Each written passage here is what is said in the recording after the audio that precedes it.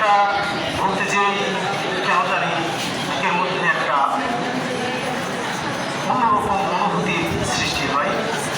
সেই অনুষ্ঠানে সকল পর্যায়ে উপস্থিত সুধীবৃন্দকে আমার অন্তরের অন্তঃস্থল থেকে শুভেচ্ছা আদান জানাচ্ছি। আসলে আজকে এমন একটা দিন, এই দিনে দাঁড়িয়ে সকল স্মৃতি মনে পড়ে শিক্ষকদের।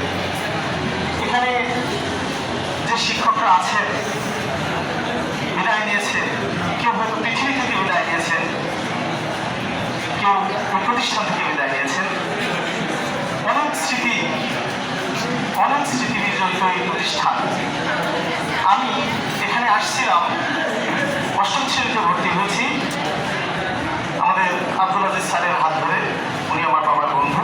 আমি অন্য একটা প্রতিষ্ঠানে পড়াশোনা করতাম।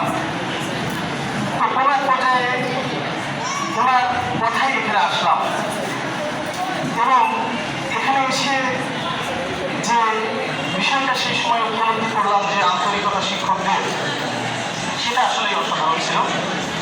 এখন শিক্ষকরা যথেষ্ট আন্তরিক। তো এখানে আসার পর আমার মনে আছে, আমার পাশেই বসে আছেন রুমন স্যার।